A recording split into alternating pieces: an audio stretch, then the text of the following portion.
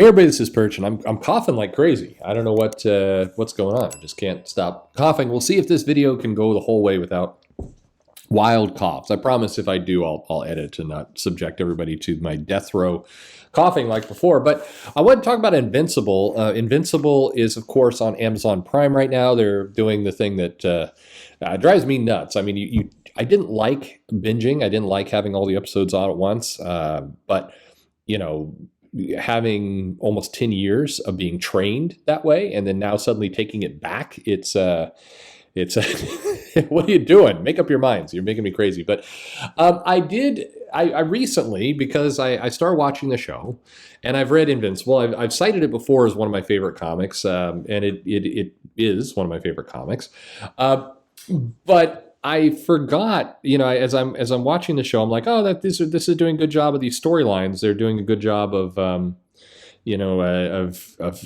basically translating it. Is that really how it was in the comics? I thought I'm going to go back and I'm going to read all these comics again, and they're wonderful. It was I went through the whole set, and it's it's just under 150 issues as I recall. I think it goes 144. I think that's right. I think it's 144.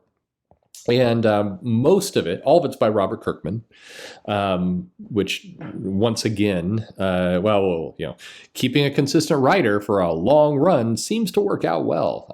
But Ryan Ottley is primarily the artist on this series. There are a couple others that come in and they have a different style, and it's always handled well. Like they use the other artist for a specific storyline or some prequel stuff or a flashback or whatever it happens to be. So the art looks like it's kept consistent. It looks like there's a plan to it. We go figure.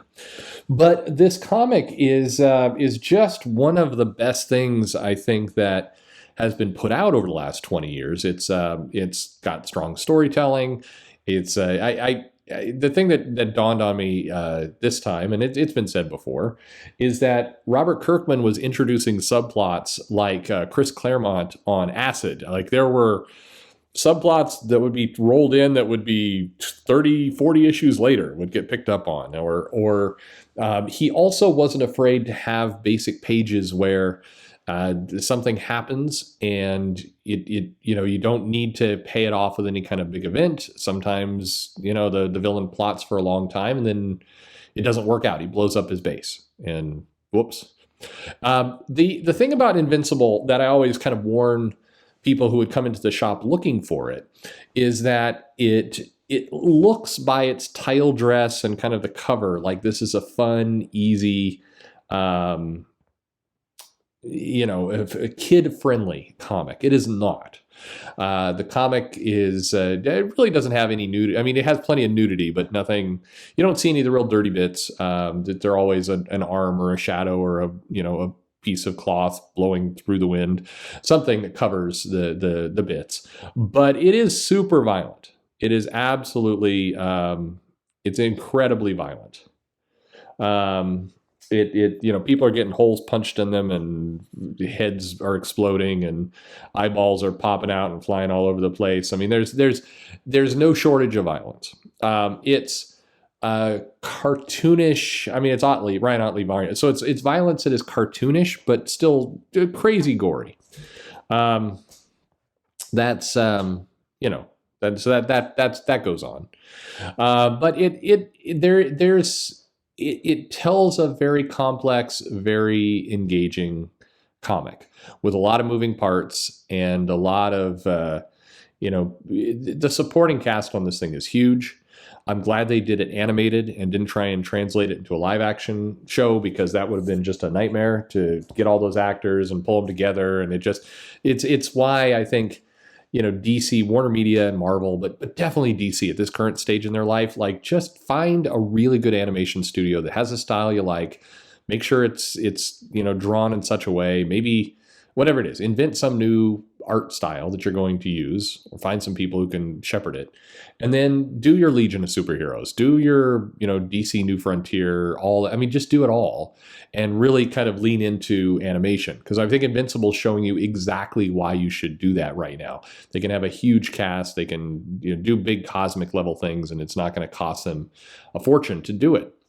But in general, I mean, the comic is kind of divided up into a couple parts. You have, Mark Invincible kind of getting his powers, getting familiar. We have some relationship drama. He's got a girlfriend, but then he breaks up with that girlfriend, and they tackle some domestic abuse, and they tackle awkward parent conversations, and just a lot of things that are very, very grounded. I always got the feeling reading Invincible that this was the kind of comic that Marvel wanted to be telling. Marvel prides themselves on being the world outside your window, and they want to tackle some of these social issues. Mark's friend is gay, but he doesn't admit it, and then finally he does, and they have a lot of these dynamics in this book that feel very natural. And I think that's the part that is most charming about Invincible, is that it feels like the creator is having a good time. It feels like the writer and the art team is able to roll these things out effortlessly. And I don't mean effortlessly. I mean, clearly these pages take a lot of work, but the whole picture comes together very nicely. It's worth noting that because he gets beat up a lot, so I think he deserves a definite credit here. Kirkman Otley obviously do a great job, but Sina Grace is the editor on this book for a huge chunk of it. And clearly, if we want to talk about editing, and we want to talk about how important that is, I think one of the biggest, longest runs during this book, Sina Grace was responsible for. I mean, dozens and dozens of issues, is terms of the editor, and you can.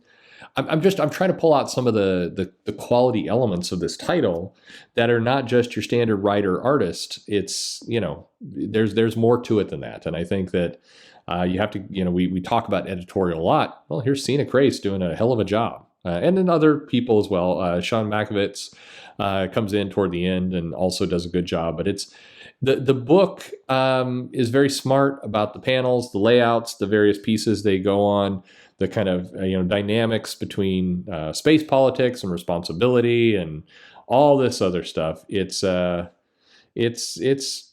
pretty wonderful. This is a good comic. I definitely recommend that you get out there and you read it. 144 issues. That's a good, nice long run. It's just there's some good parts to it. I think I would if you're looking for comics you hear all the time, there are no good comics out there. Where are the good comics? I would like a good superhero comic. This is clearly a superhero comic. It goes beyond that to space politics, cosmic things, responsibility of families. What does it mean to have blood? What does it mean to have hard choices? What kind of hero are these characters? There's very complex parts to it, but it's good. It's very, very good. So go check it out. How do you get your hands on this? Well, I think right now you can go to your local comic shop. You can go to a place like Half Price Books. You can go to Amazon. You can get collections of this. Kirkman, not an idiot, keeps a lot of his stuff in collections very well. Invincible TV show is on right now on Amazon Prime, and shocking, you can get collections. It's amazing. He can, he's able to pull these pieces together. It's worth picking up. And if you definitely have been searching for some kind of superhero book, and you haven't been finding it at the big two, Invincible is a place to go. If you're watching the cartoon, the cartoon and the comic definitely feel the same. The cartoon just feels a little bit less deep. The comic book gives you a little bit more depth to the characters and the storylines and the all these pieces. It's very good. Check it out. Let me know what you think. If you enjoyed Invincible in the past, why don't you let me know in the comments below? I'd love to hear your thoughts on it. Is it the book that is this the next kind of title? Oh, Cory Walker, somebody Cory Walker did some pages and all this that I thought were absolutely great, and he deserves some credit as well. But anyway, good stuff, good space. It's Game of Thrones with superheroes and space, and crazy violence and some nice twists and turns with time travel and all kinds of just a tiny bit of time travel, very little, lots of cool gags. Anyway, let me know your thoughts in the comments below. Invincible, it's a good book, check it out. Yeah, let me know what you think, like and subscribe, and thanks for listening.